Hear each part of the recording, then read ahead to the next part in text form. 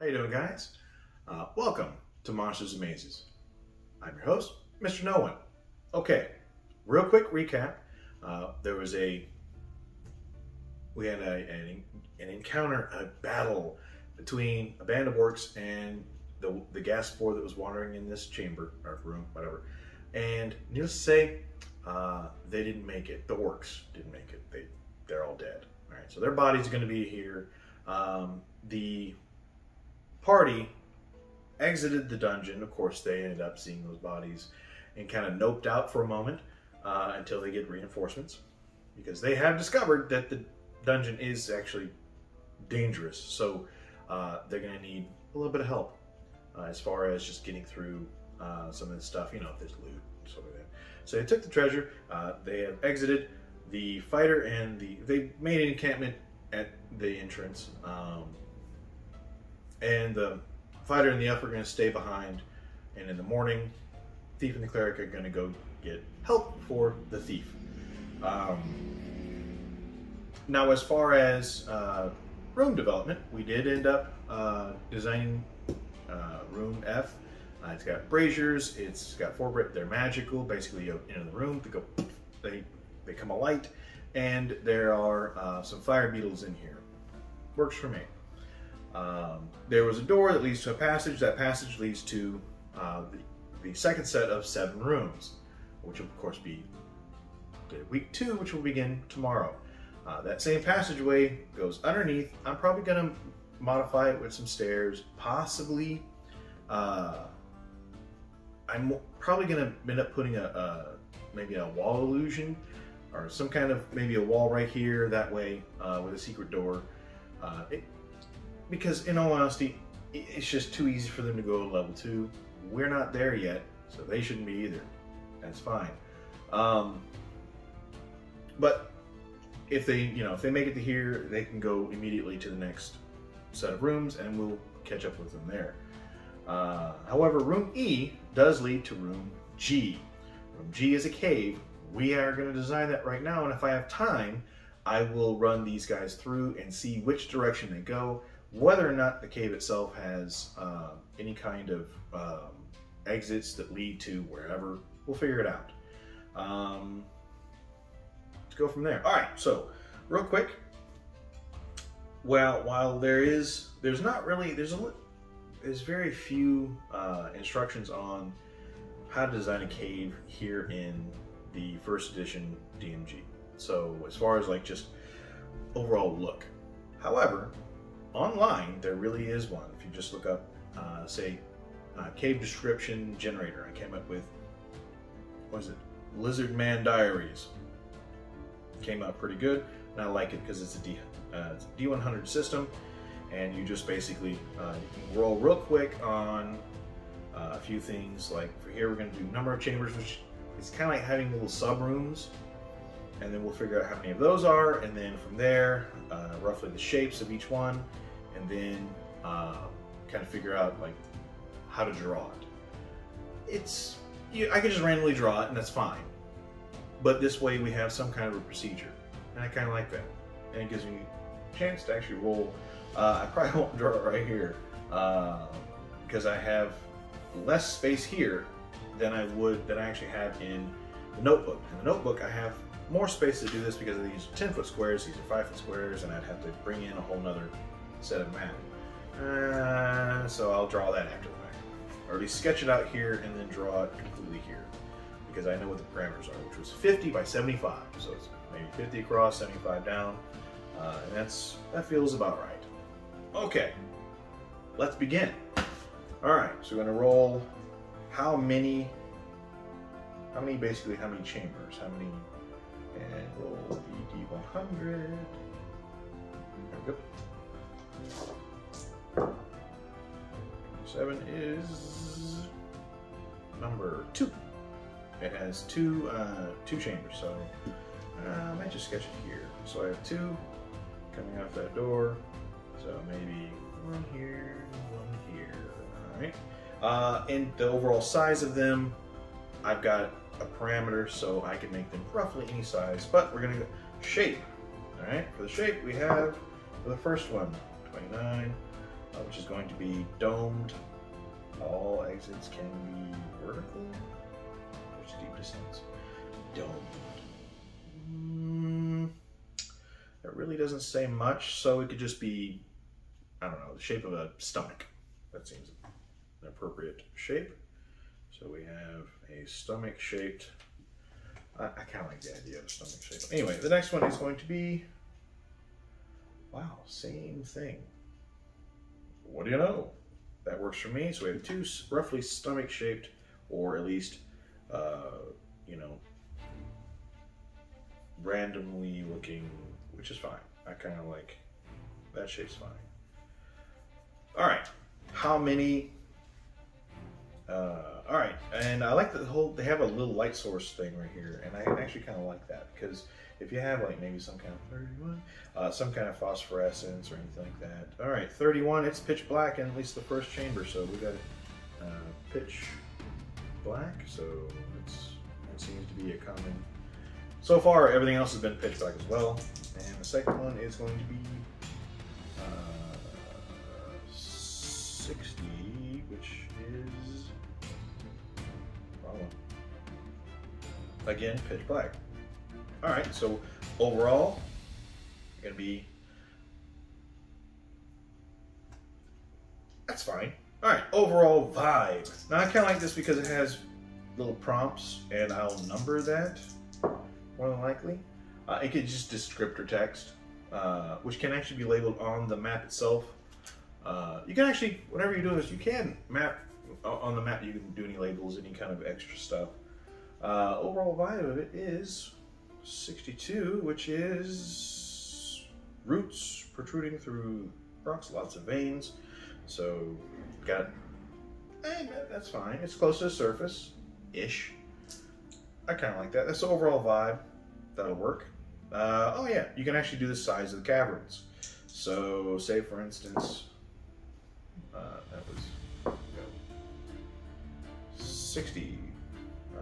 60 is going to be the medium, 50 by 50. So that's the whole thing anyway. So I will read. Maybe the first one is nope. 43. As again, I get two mediums, so just to make them however big they need to be to fill the size it is. That's perfectly fine. So in other words, we'll divide it evenly between the two as far as like overall area. Awesome. Okay, and we'll go into the exits actually in the DMG. Not really worried about that. Entrance location, we already know that. I have specific individual descriptors. So I kind of like this because the overall theme is basically you just have like roots and stuff. So the first one is going to be 83. 83 is large, well-constructed nest or burrow. Interesting. The first one has a nest or burrow. Nest. All right, cool. Next one. We have 18. 18 is weird noise or smell. And it says roll on aspect table. I really like that, but I also have a noise and smell right here.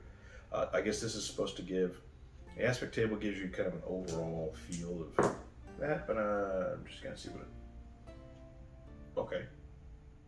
Evil, profane, no, 0, 0, 0. Good, holy, and light. Okay. That's interesting. A good, holy, and light smell. We're gonna roll on the table. Sometimes you just have to actually do that. Now, that will be for smells. Since odors, this will be under Appendix I, dungeon dressing. All right, there's an odors table. We get 81. 81 is smoky smell. Okay, that's not bad. Which one? That was the second gem, yes? Was it the second gem? Yeah, that's fine. All right, so it has, no, the nest was that one. The smell is going to be in the second, so we have a smoky smell. Smoky smell. Is there going to be a, was there, they have a noise one. Believe it or not, we actually have a, yes. weird, unexplained sounds and noises. Let's see if it's interesting. We got 64. Is 64 interesting? Interesting enough to add. Roar. Or roaring. Well, there's maybe a monster. We got a smoky smell. Maybe a dragon. I mean, it's a little early in the game. We got a smoky smell. We have roaring. That to me.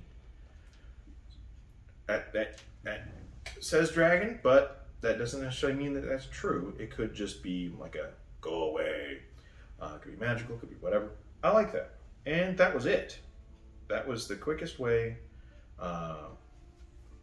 to roughly flesh out that portion of it.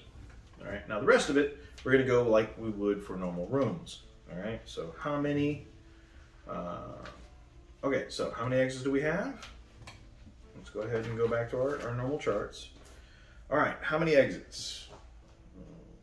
Because these don't have doors, it's probably just passages. Are there doors? Maybe not, I don't know. All right, we have number of exits. This is quite large, so 16 is going to be, yeah, it's well over 1. We have 1 exit. Even better. Okay, 1 exit. And from what is, yeah, we have a, now here's where we go to the actual exit location as opposed to the door location. We have, it's going to be on the left wall. Okay, so that means coming this way goes that way. All right, awesome, because that means that it will go that way. And from there, now for here, that means this is going to lead to next week as well. Awesome. All right, now from here we need to find out what's inside. So we're going to go ahead and check our chamber contents. We have 19, trap or trick. There is a specific trick and trap and trick actual tables. So what I'm going to do is I'm going to do an either or. All right, 50-50. 150 traps, 51 to 100 trick. Nope, still a trap. All right. Is that? Let's go ahead and roll 100. This has on the table. We have 16. 16 is a shoot. Well, I mean, technically that shoot could go. Well, that works. Okay. All right.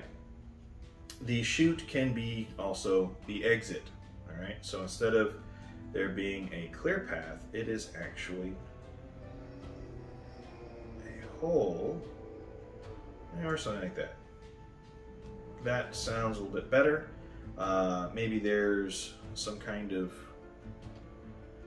yeah, it's just basically if they're not paying attention, they're going to fall right into that chute, and that chute will take them to the next, and whatever ends up popping out. Now all I have to do is just remember all that. I will remember all that. That's really it. So, okay, dungeon dressing. This is still technically we have the opportunity. We still have it's still part of the dungeon. So we roll our d6 to see what kind of dressings we have. Going to be 5. So we have equipment. That works for me. All right. So we have equipment, and basically I'm just going to grab, the standard equipment from the carcass crawler number 2, I believe. Yeah, number 2.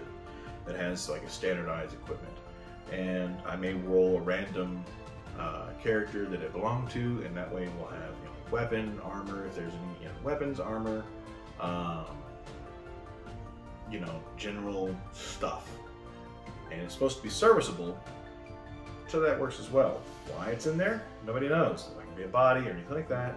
So it's just usable equipment. I like that. There. That's it. we have now created the room. I will draw it out off camera because it's just easier that way. Well, no, I can kind of sort of do it here. All right. No, don't need to see that. Doesn't really matter. I'll draw it out, you know, take a photo of it, put it up on Twitter, on Reddit, Instagram. That way you guys can see that. But, awesome. Okay. Let's see. In all honesty, yeah, we'll go ahead and play through. All right, they are going to come across all of this stuff now. All right, so the characters are going to loot the body. I'll write down all that treasure. For hit points, let's see now. Healing on the hit points. Yeah, the thief is good to go. They're out some coinage. They are going to end up having. Do they have any? Did they make it? Were they able to convince some town folks? Charisma, I believe, is the thief has some really decent charisma. Let's see if they acquired any followers. Possibly. Charisma. No, he's got 11. So, not very good. He would have been hold up anyway, and both of them have, basically, their charisma sucks. That's fine. Alright, hirelings. If I remember correctly, it's going to be... I could have sworn it was... One of the things I do like about mentoring and encounters... Yeah, it's going to just go to the hireling chart. Alright. Hiring of hirelings. What page is that going to be on? Hired help. 110. They call it retainers, but like the old school stuff, it ends up being like they don't call them retainers, they just call them hirelings. Why does that matter? I don't know why the language is different, but it is. Okay, what do we got? We have 7, so it says roll again. All right. All right. What the hell? 7 again. I mean, that would be cool if I were playing craps, I suppose. 7 again. This ain't funny. It's 7 again. Come on, man. Okay, we got this. The highest we could possibly get. We have 6. How many are we able to get? As far as the retainers are concerned, we have a grand. For that, we check out the actual ability scores, and for the charisma, which I believe is what it is. Yes, NPC react number, maximum number that our characters can get, either or, is 4. That's actually not bad. So I'm gonna roll a d4 and see how many they're actually able to get. 3. All right, they managed to somehow get 3 retainers. They'll just be like the actual type of retainers is just basically kind of you can, I believe, yeah, they can be from any class, including normal humans. All right, but they must be equal to or lower than the higher NPC. So now for that, haha, there's a way of actually doing that. So we're gonna go to Une, the NPC, Universal NPC Emulator, and we are going to quickly determine the level of the hirelings, or the retainers, however you want to put that one. All right, so we roll a d100, and pretty much see. All right, what do we got? We got 18, 18, 18. Yeah, comparable. Okay, so this first level. Your second one is again comparable, and we have to have some really exceptional. So yes, everybody is first level. What? I will randomly determine that, like just grabbing running through all that. Not really worried about that at this time. They are probably up top, maybe making a permanent encampment where the actual wizard's ruins are, posting guards because, I mean, there's 3 of them, so I have a cook, or somebody who can cook, maybe a couple of guards. Either way, the idea is because last time we had these guys, the orcs came in, there was an unguarded entrance. Why they were there? Maybe they saw the horses these guys rode in on. You know, maybe they killed the horses. Maybe, I don't know. Did the orcs kill the horses? They did not. Okay, that works for me. Switch these out. I'm gonna switch out those. Those are a little too fair. All right, we're gonna go to these ones right here. All right, cool. They already know that this is a dead end for them. They know where the trap is. They know that this room sucks. And so now they're gonna go here. That's the only course of action they have. They only have so many ways. Alrighty then. Now they've learned. They're going to go a little slower. Now because they're going slower, we actually have to account for encounters, like random encounters. Because now, instead of going their normal, like the speed of, like, I think it's 120 feet per round, I think, or something like that. Don't quote me on that one. We're going to reduce it down to 30 to 60, depending on, you know, they've already come, they're probably going to go 30 to 60. That way, they're going to be far more cautious. And we're going to have the thief, oddly enough, he's going to be in the lead with a 10-foot pole. That sort of makes sense. With the fighter directly behind them, and then the cleric will be bringing up the rear. So we already have this, we already know this room's open. He's opened it before. That's not an issue. Alright, so we have the fighter behind him. We're going to go ahead and go up to, he's going to take his time. Alright, so we actually have 1, 2, 3. And for every 2 turns, because these guys are going much, much slower, we are going to roll on the encounter table. Well, we're going to check to see if we have an encounter. That makes sense. Alright, so D6. Nope. Right, roll 6. It's fine. Alright. So he is going to check the door. Alright. As far as searching is concerned, they don't have necessarily a search function as far as what you can roll for that. If I remember correctly. For the thief, I keep forgetting, I already have these printed out for just such an occasion. That way I'm not flipping through the book so much. Alright. Thief's skills. Alright, they can find or remove traps. So here he's going to see if he can find that I know that there's a trap there, and we are going to try to. He's going to see if he finds it. If he does, he does. If he doesn't, he doesn't. We're going to go for our trap. That's again 10% chance. Holy crap! 9. You got it. Okay, so he did find it. Will he be able to actually, yeah, I gotta roll it again. And he's able to find it. Now he has to see if he can remove it. Or in other words, disable it. Alright.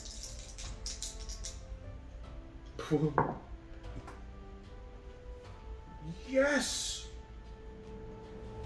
He rolled a 5. Yes.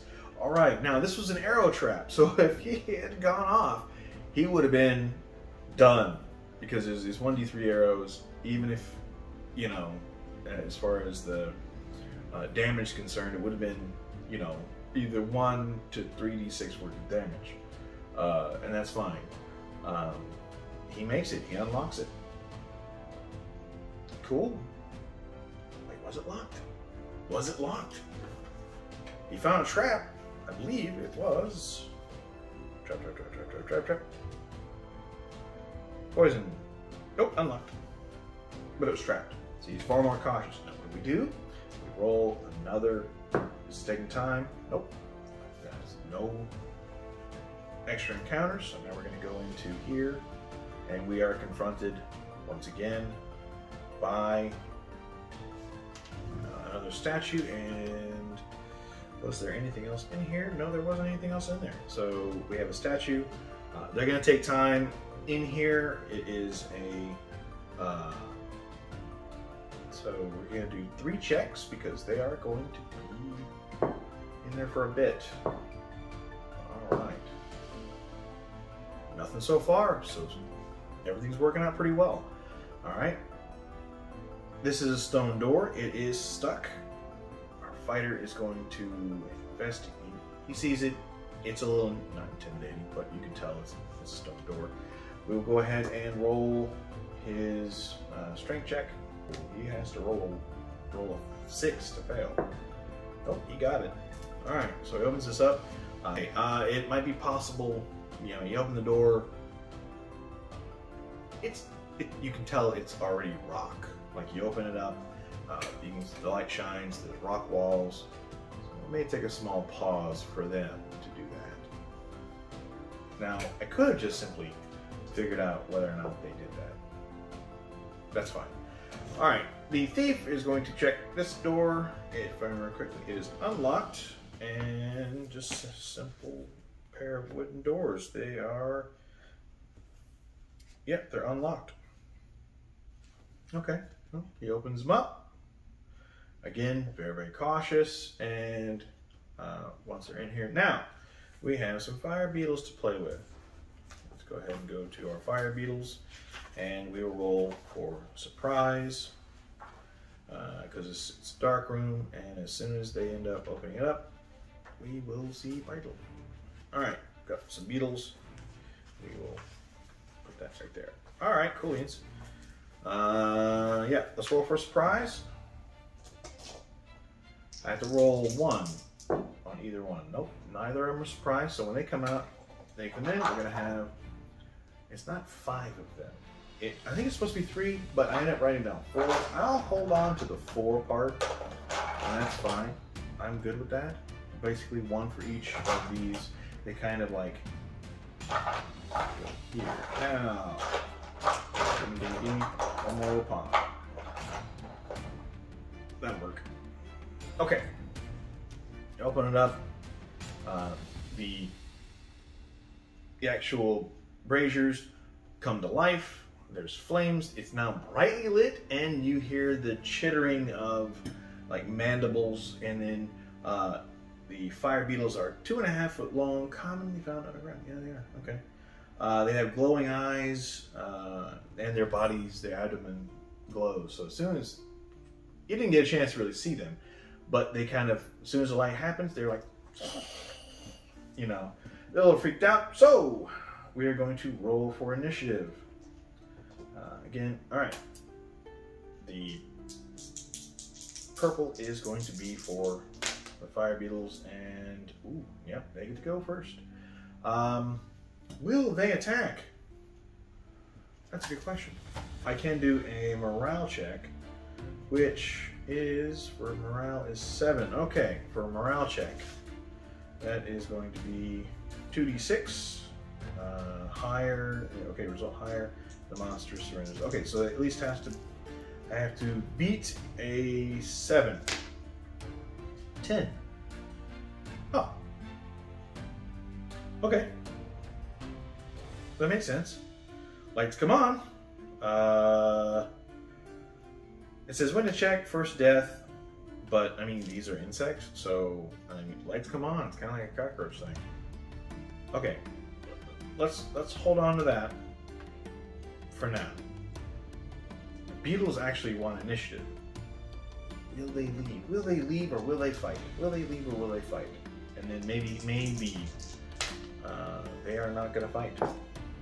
Okay, that was it. Lights come on. They skirtle. They got some tunnels or anything like that. That means that they're. That was okay. I can deal with that. The morale check. We did it. That's actually part of the order of combat. Check morale. All right. Winning side X. Yeah. They did what they were going to do. All right. I can deal with that. Yeah. They're not gone. They're just, they fled. Yeah. Now, granted, that also means they don't get any XP for them. Because, like, I may give them partial. They didn't really do anything, so you don't really get anything for that. If they kill them or interact with them in any real capacity, then the characters get XP. But, you know, they're going to go in there.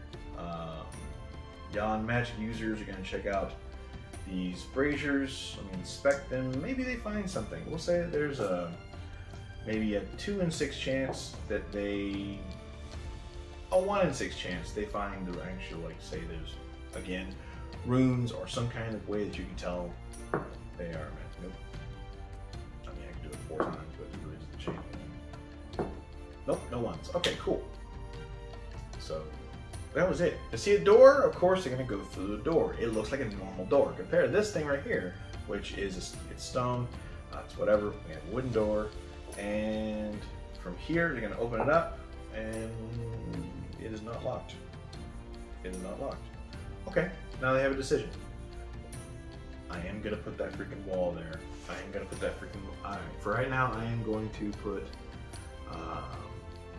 this is going to be a secret door. For right now, possibly an illusion. Again, now, we do a check. Alright, we're going to roll... This is... yeah, sorry, roll dice. And no. So, no encounters, smooth sailing. Go in there, they have an option. They can either go this way, or they can take tunnel. Now, I'm going to say this is unlikely, and because it's unlikely, I'm actually going to roll the chart just to triple double check. So, unlikely. What will the result be?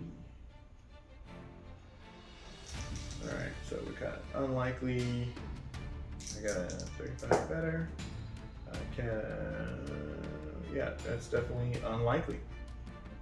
So that's like an insane unlikely that they're going to go this way. So they are going to go down that way. Doesn't mean I don't draw this out. It just means that we're going to go ahead and just note that they're going away, down to next week.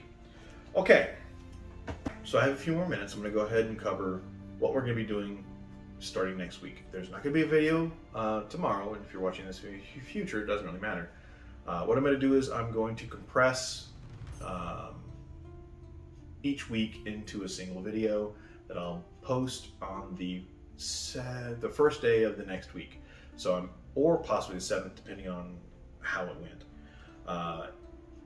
I'm allowing at least 5 minutes of footage per room, you know, which means if it's empty room, it's a quick video that'll be spliced in. I will go through, like, I'll describe the room, and then you don't have to worry about seeing me roll for everything, except for maybe with the wandering monsters, or maybe it's a room that I just left empty and decided to go ahead and roll on it for a monster or treasure. But ideally, what we're going to be doing from here on out is, if the PCs, if the characters do not experience it, it doesn't exist, right? So it's kind of, so it's going to create a labyrinth kind of dungeon, which is fine. So that prevents me from having to go, I'm not going to go ahead of myself creating rooms that they may or may not go to. I'll save that for later if need be. So if there's a door, they don't go through the door, then that's something that doesn't exist. I'm going to go through the next one, check, check, check, check. So that they're going to go down hallways. Everything I map out will be what they experience. Nothing more, nothing less. And 7 rooms. Once I get to a room, I stop for that particular encounter, filming, and then I pick it back up the next time, and I'll go over what all's in the room and any exits that lead from it, and then they'll go as they, you know, we're going to create it as they go through it. I'm going to keep it like that, okay? Anyway, I've been Mr. No One. This has been Monsters Maze, and we'll see you next time. Later.